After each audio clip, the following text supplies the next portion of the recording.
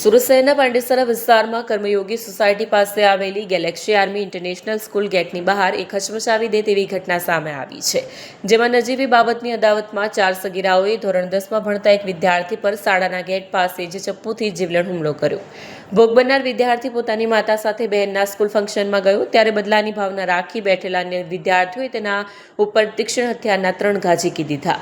આ હુમલાના કારણે તે આજે ધોરણ 10ની બોર્ડની પરીક્ષાનું પેપર ન આપી શક્યો, જેના કારણે તેનું વર્ષ બગડવાની ભીતિ સેવાઈ રહી છે।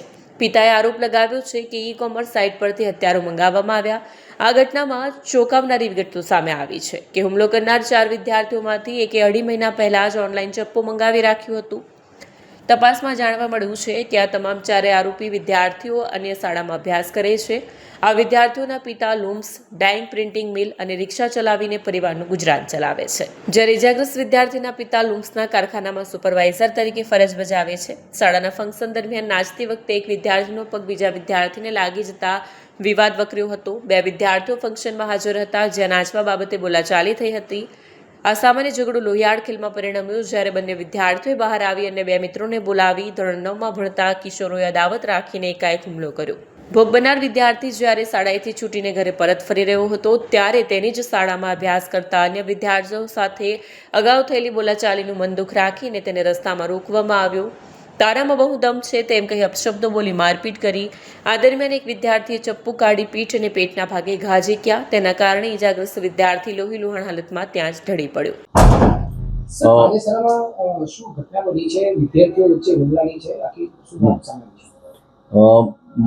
માર્ચ 2026ના રોજ પાંડેસરાના ગેલેક્સી આર્મી ઇન્ટરનેશનલ સ્કૂલ છે તેની બહારના ભાગે વિદ્યાર્થીઓ વચ્ચે ઝઘડો થયેલો, જેમાં એક વિદ્યાર્થીને 4 વિદ્યાર્થીઓએ ભેગા થઈ અને એક છરી મારેલી, અને જેના અનુસંધાને ભોગ બનનાર વિદ્યાર્થીના પિતાજી રામ ગગનજીએ પાંડેસરા પોલીસ સ્ટેશનમાં ફરિયાદ નોંધાવેલી, અને એ ફરિયાદના આધારે પાંડેસરા પોલીસ સ્ટેશને ગુનો દાખલ કરી અને આગળની તપાસ ચાલુ કરેલી છે।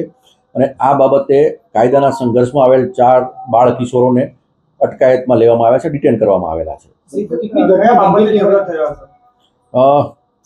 ઘટનામાં ગેલેક્સી આર્મી ઇન્ટરનેશનલ સ્કૂલનો એન્યુઅલ ડે હતો, જેમાં બધા વિદ્યાર્થીઓ ભાગ લેવા માટે આવેલા હતા, અને એમાં ડાન્સ કરવાની બાબતમાં વિદ્યાર્થી વચ્ચે માથાકૂટ થયેલી, અને એ માથાકૂટના આધારે સ્કૂલની બહાર નીકળી અને આ હુમલો થયેલો છે। સર, પેલી ગંભીર ઘટના કહેવાય, જે રીતે આખું સામે આવ્યું છે, બાળકો ચાકુ લઈને આવ્યું। પ્રાથમિક ઇન્કવાયરીમાં મારી એટલું જાણવા મળેલું છે કે એક જે બાળ કિશોર છે એણે 6 મહિના પહેલાં જે છરી છે એ ઓનલાઈન મંગાવેલી, ખરીદ કરેલી છે, અને એ જે વિદ્યાર્થી જે બાળક છે એ સ્કૂલમાં નથી ભણતો। એના મિત્રએ જેને માથાકૂટ થયેલી, એ મિત્રએ એને ફોન કરી તાત્કાલિક બોલે કે આ રીતે મારે ઝઘડો થયો છે અને તું મદદમાં આવે, એટલે ત્યાં આવેલો। અને સર, પ્રાથમિક તપાસમાં અત્યારે આગળ કઈ રીતે તપાસ થઈ શકે છે? બાળ કિશોરોને અમે પૂછપરછ કરી અને નામદાર કોર્ટમાં રજૂ કરીશું, જુવેનાઇલ જસ્ટિસ બોર્ડ સમક્ષ, અને આ બાબતે સ્કૂલમાં બીજી કોઈ તકેદારીના ભાગરૂપે બીજી કોઈ પ્રત્યાઘાત ના પડે અને એના માટે અમે કાર્યવાહી કરીશું। સર, બાળકો ત્યાં જ ભણતા હતા કે બીજી કોઈ વિગત મળી?